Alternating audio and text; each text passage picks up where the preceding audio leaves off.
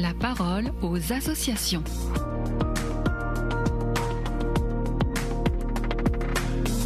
Bienvenue dans la parole aux associations. La visite à domicile est l'une des premières actions initiées par la Société de Saint-Vincent-de-Paul en 1833. Aujourd'hui, de nombreux bénévoles continuent de rendre visite à des personnes isolées et fragiles. On en parle aujourd'hui avec vous, Jean-Charles Mayer. Bonjour. Bonjour Alice. Vous êtes le directeur de la communication et de la générosité de la Société de Saint-Vincent-de-Paul et vous insistez très souvent sur cette action. Alors pourquoi la visite est-elle si centrale dans votre association ? C'est l'action phare de l'association, la visite. Vous savez, il y a des gestes qui ne font pas de bruit, pas de chiffres, pas de slogans. Des gestes simples et pourtant profondément bouleversants. La visite à domicile à la Société de Saint-Vincent-de-Paul, ce n'est pas une action ni un dossier, mais c'est une rencontre. Concrètement, qu'est-ce que ça veut dire visiter ? Alors Jean-François, qui est un bénévole que je connais, le dit très simplement. Il n'y a pas de spécificité, il faut juste être présent tout simplement. Et pourtant, c'est entrer chez quelqu'un, et ça, ce n'est jamais anodin. Alors on prévient avant de venir, on se présente avec simplicité, et parfois même avant de franchir le seuil, on pose cette question toute simple, est-ce que je peux rentrer ? Vous insistez aussi beaucoup sur l'écoute, alors pourquoi est-ce si important ? Parce que c'est le plus difficile. Par exemple, Anne, une autre bénévole à Paris, le raconte très bien.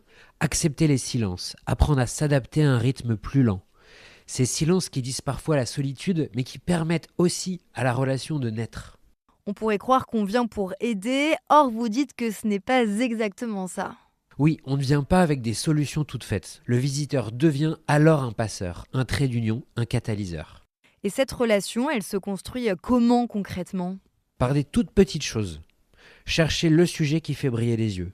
Et puis il faut donner aussi un petit peu de soi. Une photo, un souvenir, un bout de vie. Parce que la visite n'est réussie que si chacun peut donner et recevoir. Et évidemment, la régularité de la rencontre. Et puis il y a le cadre associatif. Venir au nom de la Société de Saint-Vincent-de-Paul, ça protège, ça sécurise. Ça dit à la personne visitée, tu n'es pas seul.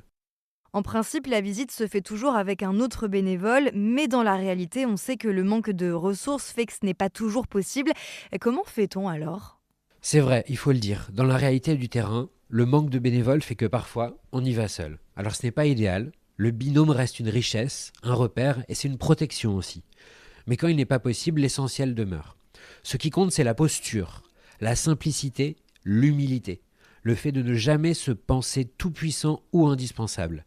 Et surtout de ne pas rester seul après la visite. On partage ce qui est vécu, on en parle en équipe de bénévoles, on demande des conseils, on s'appuie sur le collectif même quand la visite s'est faite en solo. Parce que la visite à domicile, ce n'est jamais un acte isolé, même quand on frappe seul à la porte. On vient au nom d'un groupe avec une histoire et il y a un cadre. Et pour ceux qui visitent, qu'est-ce que ça change ? Ça change pas mal de choses. Jean-François le dit très bien. Une visite, même silencieuse, nous transforme. Elle recentre, elle apaise et elle remet Dieu au cœur. On repart souvent plus riche que l'on est arrivé. On pourrait se dire que tout ça est réservé à des bénévoles très engagés. Et pourtant non, la visite à domicile, on peut tous la faire. Parce que nous avons tous autour de nous quelqu'un qui vit un peu à l'écart. Un voisin isolé, une vieille tante seule, un étudiant précaire, discret, un peu introverti. Donc la visite à domicile, ce n'est pas forcément frapper à une porte. Non, c'est d'abord oser créer un lien avec quelqu'un. Prendre le temps, être là, écouter. Reconnaître que l'autre compte. Que sa porte, réelle ou symbolique, peut s'ouvrir et que parfois, une présence fidèle suffit à rompre une solitude.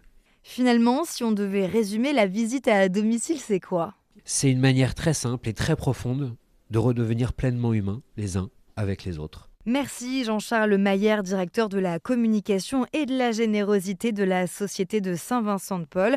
On retrouve toutes les infos sur la visite à domicile sur le site ssvp.fr.